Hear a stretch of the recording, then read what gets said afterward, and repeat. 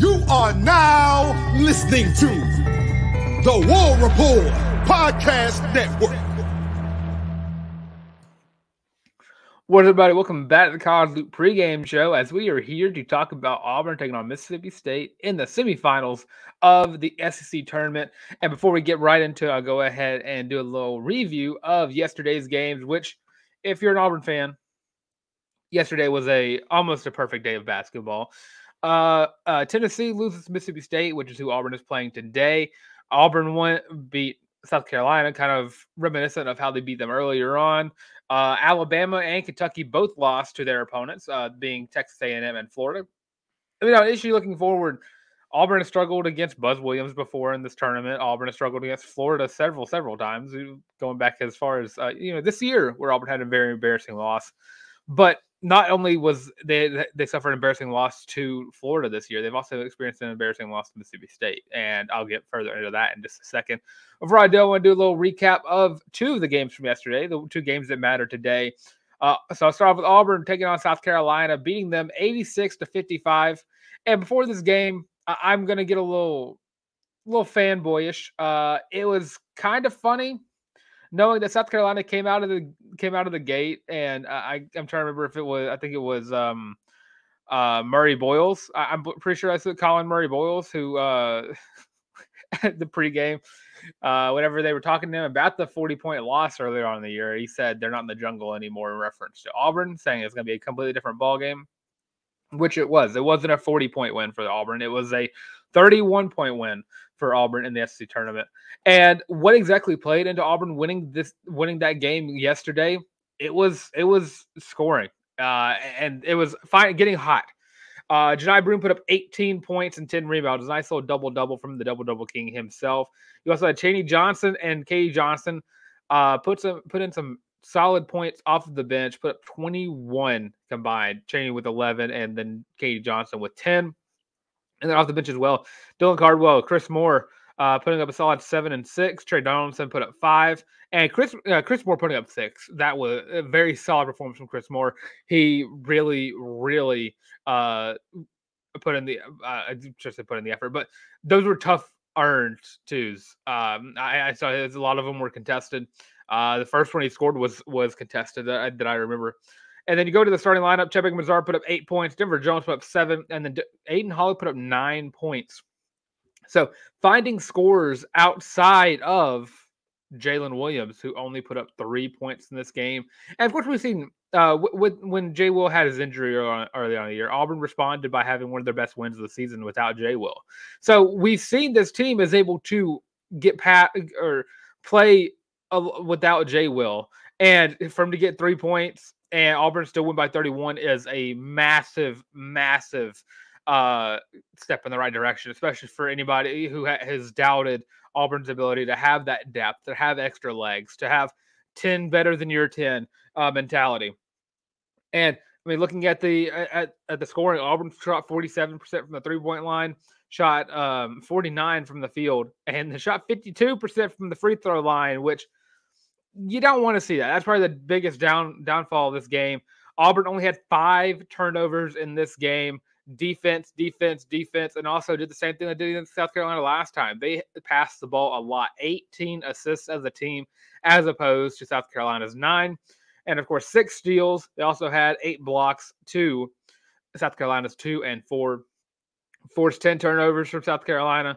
Fouled a good bit. Katie Johnson got a little snippy. Got himself a tech, but at this point, we know what this team is, and you got to calm down whenever you are in situations like this. You can't take stupid techs because it's not going to work against Mississippi State, a team that is known to pick up after stupid mistakes from their other team, which is what they did yesterday when they absolutely owned Tennessee.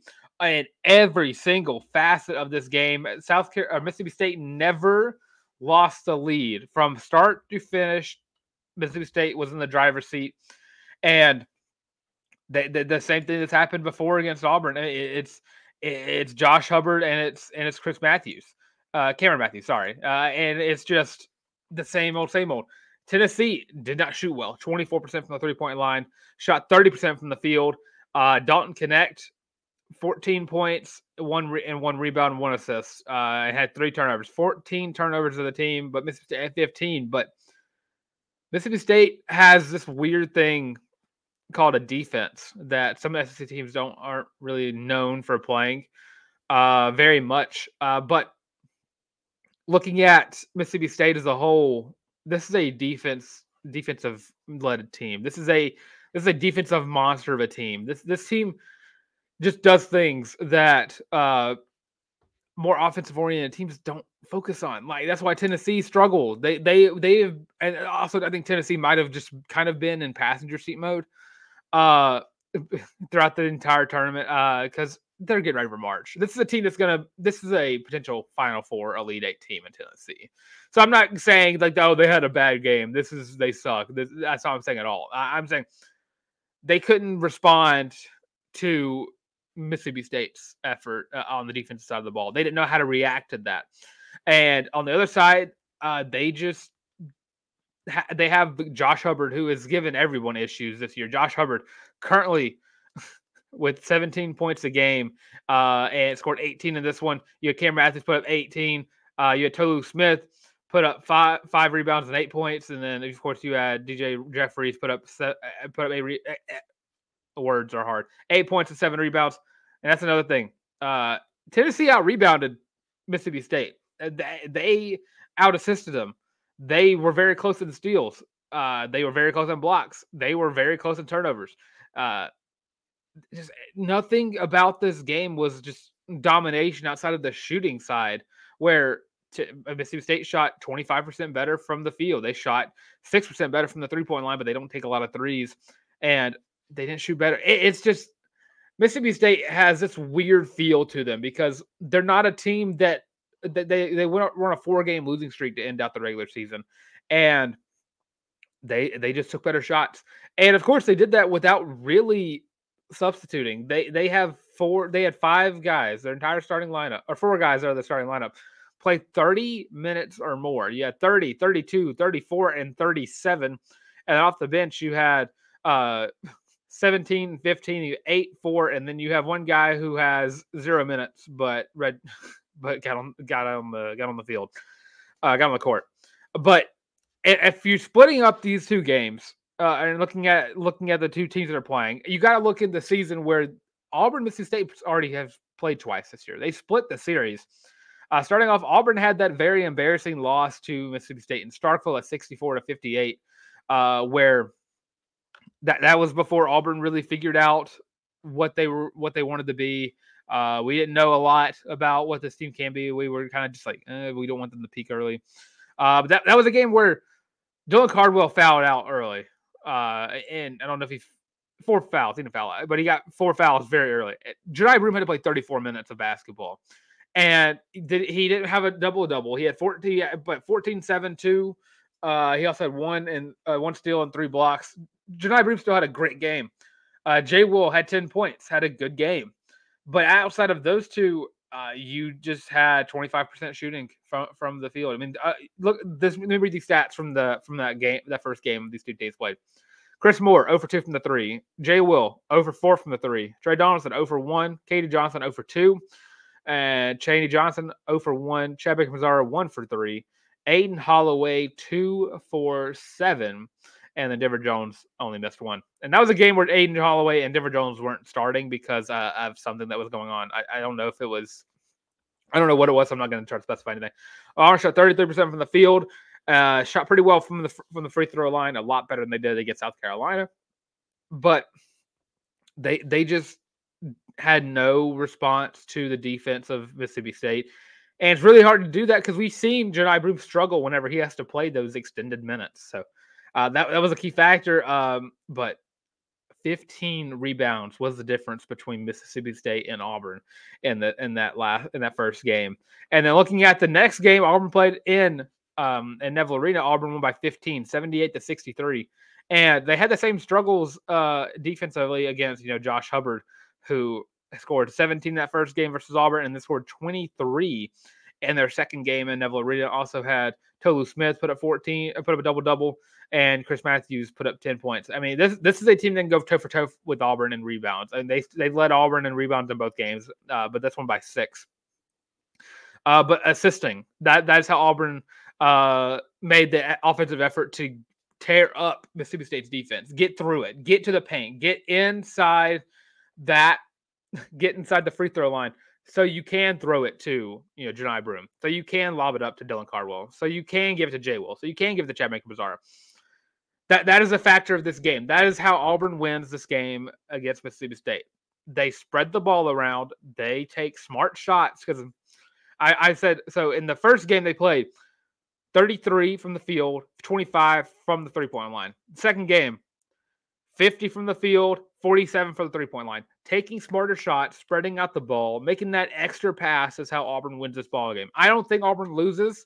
I think Auburn is the best team left in the SEC tournament, which that kind of just how that plays out with the seeds, especially when the top 3 seeds lose all in the same day. But spreading the ball around, taking smart shots, playing fundamental basketball, getting to the paint, getting it to Janai Broome, getting it to Jay Will. Let Jay Will go off this game. Jay Will didn't have a great scoring night against South Carolina. Let him score. Let him get the ball. Tear up the paint, because that's going to be where you see more the substitutions for Mississippi State more. And you see the minutes are spread out for like Tolu Smith. You got to spread the ball around. 19 assists in that win against Mississippi State. You had 4 players scoring double-digit points. You had Denver Jones, 15. You had Janai Broome, 17. You had Jay Will, 10. You had Chad Baker-Bazara, 10. Aiden Holloway did not shoot the ball from the 3 at all. He only shot the ball once in the entire game. But of course, off the bench, you had Dylan Cardwell put up 6. You had Chaney Johnson put up 8. You had Trey Johnson put up 4. You had Leor Berman put up 5, and Katie Johnson put up 3. And then Leor Berman is going to be replaced by Chris Moore, who didn't score in that ball game. So I think Auburn wins this game. I think I don't want to say reminiscent of that one. I think Mississippi State, the defense and the stage that they are at, you're going to get the best versions of both these teams. Both teams very good defensively. Auburn has the edge offensively. I think Auburn wins. I think I want to say, and I'm looking at how the score differentials, Auburn, and they're always within 10, 15 points of each other. I'm going to say Auburn 75. I think with the struggles off defensively, with Mississippi State defensively, it's going to be hard to score. So Auburn 75. I'm going to say Mississippi State. I'm going to say 68. Nice little 7-point win for the Auburn Tigers. But leave your predictions in the comments below. Do you think Auburn's going to make it to the championship round of the SEC tournament? Because Texas A&M and Florida, that's also going to be a very fun game to watch today as well. But with that, I am Dylan Larck at @Bulletin on Twitter. You can also follow me right here on the College Loop, where you can like, comment, and subscribe. And of course, with all that being said, go follow the socials: Twitter, TikTok, Facebook, Instagram, the works. And of course, we'll see y'all on Sunday for, hopefully another pregame show, but for the live stream on Sunday at 6:00 p.m. Central Standard Time. But of course, all that being said, and I'm stalling for time just to get the outro ready. There we go.